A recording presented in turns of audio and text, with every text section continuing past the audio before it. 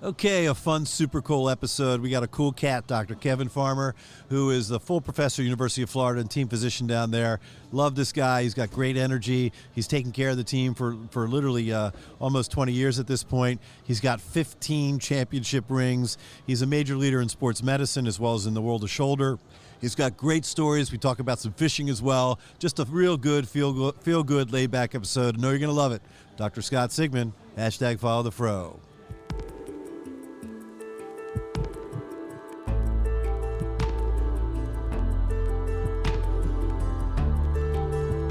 From Medical Media, this is The Ortho Show.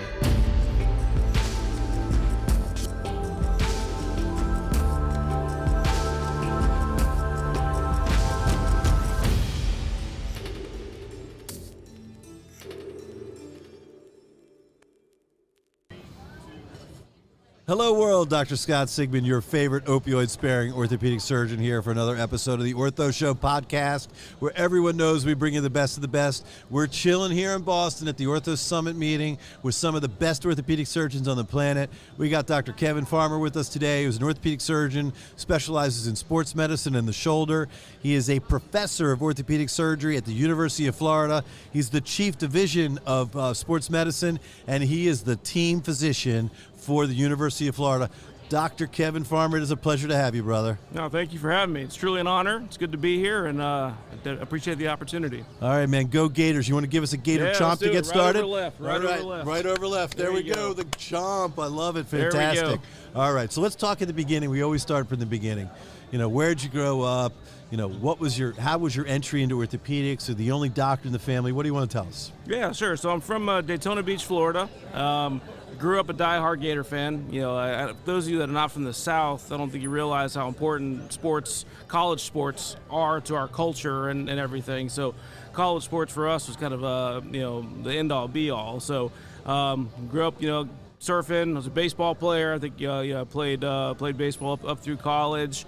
My dad was a physician, not an orthopedic surgeon. He's primary care, involved in politics. He was Surgeon General with the governor of Florida, not the current one that's causing all the chaos, but he was a Surgeon General before that. And so he was also military, so we moved around a little bit with that. But yeah, so that was my background. I think obviously the typical story, being an athlete, jock, you wanted to stay involved in sports medicine or sports and athletics. That drew me into orthopedics and that pathway. I love it. So, it's so funny, like, up here, it's all about professional sports. It's like we got this small college, Boston College, they got a pretty good football program. It was one this week about Florida State. I was rooting for them. There you go. Of course you were. But, it's really about pro sports up here. But down south, man, SEC country, it is all about college and the sports and football. It is big. It is a cultural – if you haven't been to a college football game in Tuscaloosa or Athens or Gainesville, it is a different – experience, a different environment. I mean, it's just something that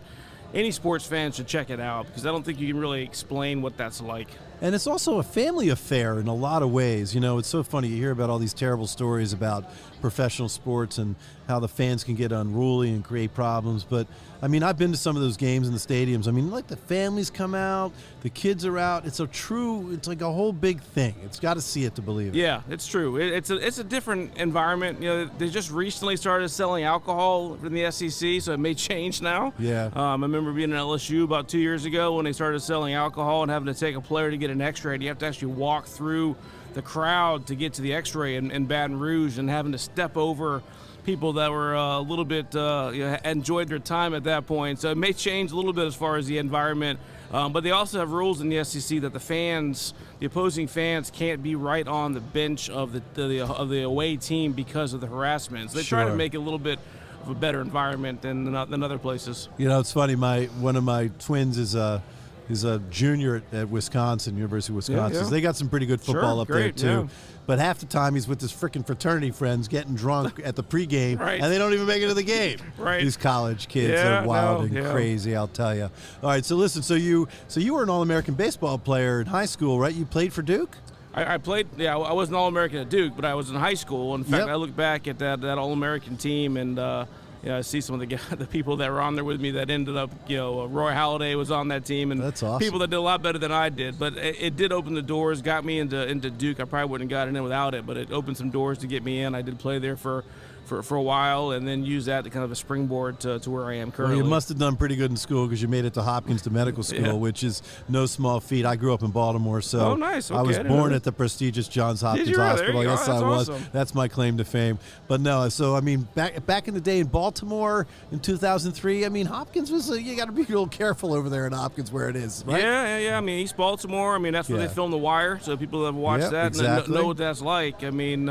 We had shock trauma, which was across the street, which is more across the way, which is the trauma, whereas we were more gun and knife. You guys would spend some time there, right, at shock trauma too. I remember, because I went to University of Maryland for medical school too. Sure, yeah. So we grew up in Fells Point. You know, we that's had a great place. The horse you came in on was our tavern. That's where we would go on Mondays. Because all the tests were on Mondays for med school. Right. So you couldn't party on the weekend, and we would go out and like have fun, and that was our way to get out. So you guys were probably doing a lot of the same too. Fells was great. Fells, Canton. Was it Federal Hill? I think was the other one. Federal on the Hill's really cool. On the backside too.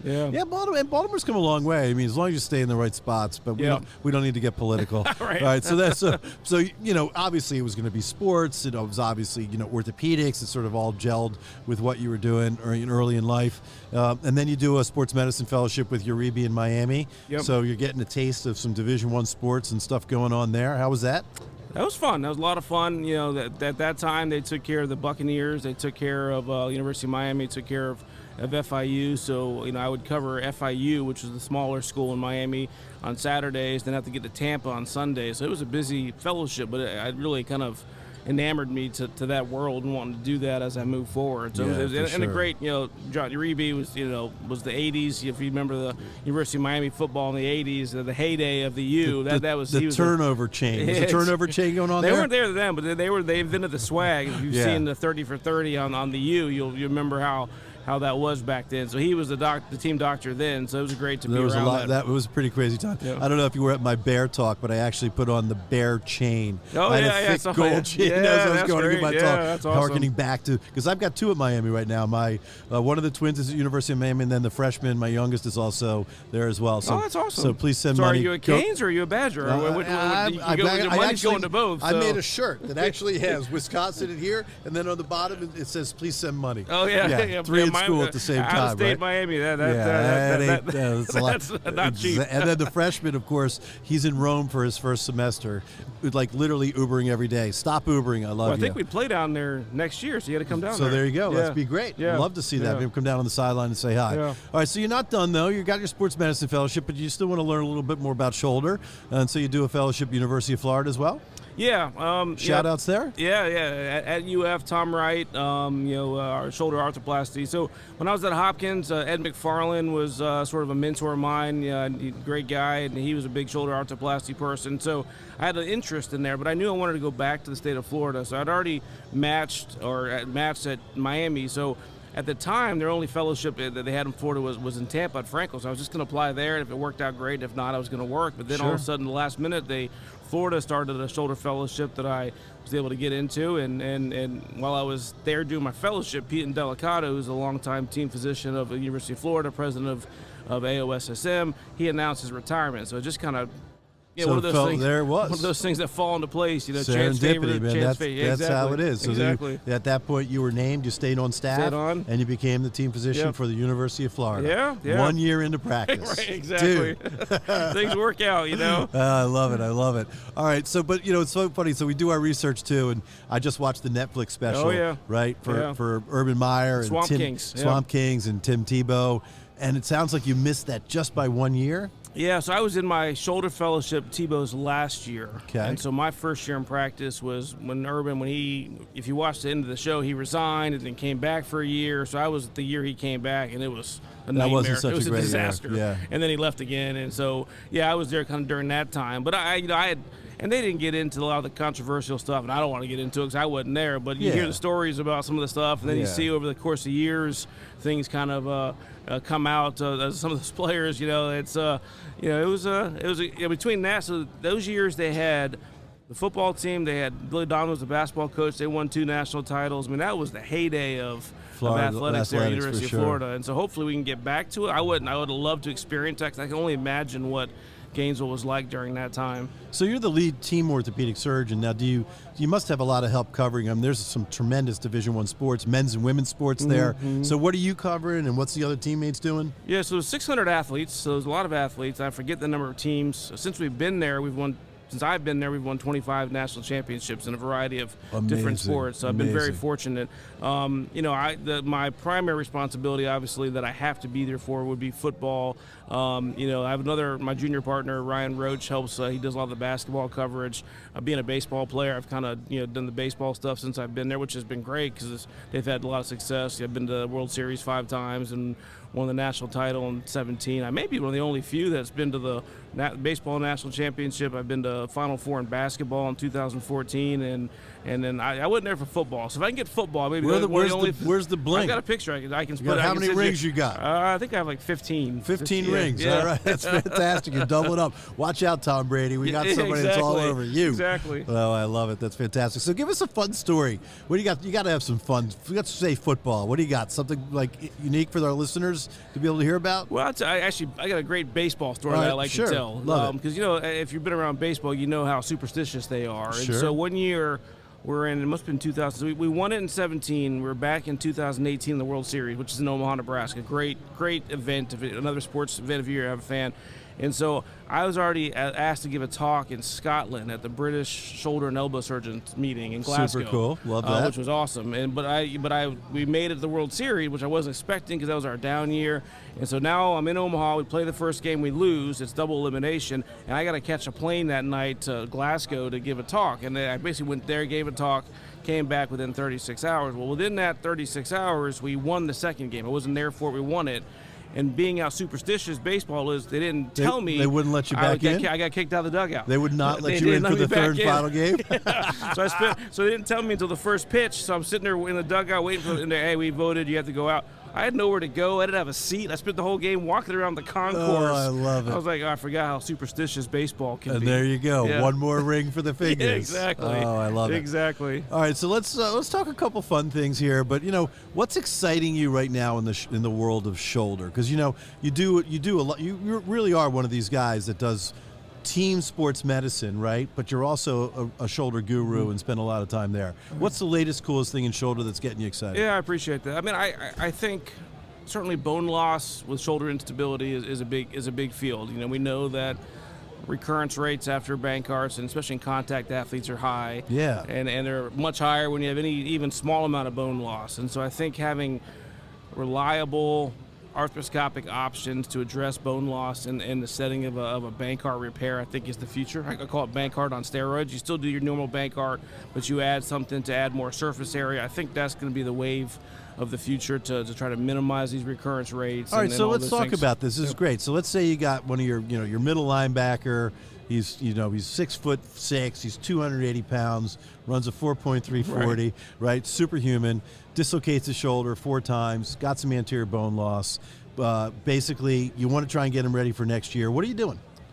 I think at this point, I'm still doing the ladder J. I think that's open ladder J. Just open ladder J. Okay. I think that in that population, I think that sort of still has the most historical follow-up contact athletes, man. I'll tell you, it's a tough bird. You got to be careful. But I would like over time, for that to evolve into potentially an arthroscopic Bankart plus a distal tibial allograft or something along those lines. Yeah, so I think there's going to be a fun little debate here. I think tomorrow, Sharif Bichet. Yeah, Sharif, sure. We'll do arthroscopic ladder J versus Ivan Wong from Halifax on the distal tibial allograft. Yeah. So for our listeners that, again, my mom Judy is listening. So, you think like one of these big athletes, you think about a golf ball sitting on a golf tee, and a little piece of that golf tee is off and the shoulder keeps dislocating. So you got to fix the golf tee, and there's a lot of ways in which we do that, but contact athletes in particular. All right, so what about the world of sports? What do you think is exciting there for you right now? What are you doing on ACLs? Like 5 years ago, I'm like dialed in. I'm like, dude, I know what I'm doing. I know my ACLs, but nowadays it's like you can do repairs. You got the Bear implant. You got quad. You got BTB. Yeah. What are you doing? Yeah, you think you got it down to a science, and now you got 18 different new options to think about. Exactly. And the high level athlete. Now, part of the issue is that we don't talk about it are the athletic trainers and the physical therapist input as well, because they are used to a certain a certain rehab, a certain outcome, a certain expectation, and trying to change that can be very difficult. Sure. But with that being said, typically, bone, third tendon bone's always been my go-to in contact athletes. I've started adding, I don't know if internal brace is a word I can use or whatnot. Yeah. Adding an internal brace to that to make it stronger. It's my show. You can do whatever you want. I've done some quad and open physis on high school football players. I'm trying to get away. trying to get away from hamstring. I think the data, starting to show that it's not the best option. And just intuitively to me, the hamstrings play such a critical role in ACL preventative treatment, especially in women's soccer players. Do we really need to harvest that and sacrifice that when we have other options? And then I've done my first ACL repair in a Division I football player, so we'll see how that kind of responds and how that goes. I know you're big with the Bear, and I know them the data well through that, and I have not gone into that yet, but certainly as more and more stuff comes out, I would not be opposed to going that route. And yeah, I mean, forward. the NFL Players Association was one of the earliest sponsors of Bear as far as the investigation for research, because we really want to figure this out. It seems to me like, what I've been told too, it's like if you get to the combine and you have NFL aspirations and you haven't had a BTB, ACL, you're not passing the combine. You're there. Yeah. What's the deal there? Yeah, that's a great story. So that's a great point. And it's funny because I can think of the evolution. Actually, now that you mentioned it, I'll tell you a couple stories. So historically, combine, BTB, there was one team that did hamstring. Would you know who it may be? No. So LSU. And Okay. I think they still may do it. But then I talked to their team physician, and they would come through, and I would sit next to Jim Bradley and Walt Lowe. The tables are always the same. So always the same people sitting next to me. I'm with the Dolphins with Uribe. And they'd go up and say, hamstring, let's go look at it. Well, the story behind the LSU players is that their team doctor, Brett Bankston, was doing patellar tendon. Nick Saban was the head coach around 2000, 2002. Comes into his office with a stack of journal articles. So Nick Saban is dictating what type of ACLs he wants his players to have. He puts a stack of articles down and says, That's a crazy story. I think we can get these players back better if we do hamstring ACLs. Get out of town. And that is why LSU players have had hamstring ACLs the last 20 years. And they're playing just fine in the NFL, right? They've done well. They've done. I can't think of any that have major issues, but they've done well. That's interesting. So and then the second point is John X. He gave a talk at FOS, and it was funny because I presented him to the Florida Orthopedic Society as our keynote speaker, and I talked about the combine, same thing, Jim Bradley, Walt Lowe. I said, I remember, 5-6 years ago, the first Georgia Tech player to come through with a quad ACL, to come through the evaluation, and everybody kind of jumps up, eyes all big, let's go see, let's go feel, and you got Jim Bradley looking at a Walt Lowe, and then so the X gets up there and gives a talk, and he says, and the two guys that I had to convince that this would work were Jim Bradley and Walt Lowe. I was like, what are the odds? Those are the two that I just talked about looking at it. But yeah, so now you're seeing probably 20% of them coming through with quads. All right, so we are seeing some variety of graphs. Yeah. All right, so for the kids that are out there that have NFL aspirations, carefully think about it. Talk to your doctors. Make sure you got somebody that's doing this on a routine and regular basis, so you try to get the best results. All right, so enough of this sports and boring orthopedic stuff. A little. Someone told me that you're a big lover as a fisherman. So what's going on with fishing? Give us a couple of important tips as to what's going on there, so our listeners can know. Yeah, so I do love to. I don't have as much time as I would like, but being in Florida, we go out to Cedar Key, is about an hour west of Gainesville. It's a little fishing island. They took a big hit a few weeks ago with a storm. It's not a good sign when Jim Cantori lands in your little airport. You don't want to see that guy. That. Exactly. So they took a hit. So I just went back out there 2 weeks ago or last week, and so when it's hot like this, red fishing is big, and so we caught a couple of 34, 35 reds, which are big reds, which was awesome. Good eating. Yeah, reds. You grilled those out. It was a lot of fun. And once your limit in Florida is one per person, so which caught our 4. Then we went for speckled trout, a little deeper water, using the popping kind of a bait, and so speckled trout, a lot of fun. And then as it gets cooler, the reds go into the springs and into the inner areas. You need an airboat to catch reds in the cooler months. So a lot of people in Florida will have airboats for the winter, and then normal boats for the hotter months. So that's something I've learned is you need different boats at different times of the year. But reds is sort of the big thing that we like to go after. My kids. Yeah, like to go I after. pretty much just go to the fish store, Right, pick it up, exactly. so we're good. Yep. I got no boats. Yep. No, but listen, Kevin, this is awesome. This is what we love about the Ortho Yep. Show. We bring on really special people. Your unique story. I love the fact that you just literally landed the University of Florida job because you just were there at the Yep. right place at the Works right out, time. yep. Oh, that could always work out. You've had major contributions to sports medicine and to the world of shoulder, and we really thank you so much for taking time out of your busy schedule to be here Thank today. you for having me, and thank you for all you do for doing this and spreading the word and getting that out there to everyone to hear what we do. So we appreciate it. Yeah, democratizing orthopedic There surgery. you go. We're cool people out there too, everybody. Yep. This is Dr. Scott Sigmund, #FollowTheFro, host of the Ortho Show. Till next time.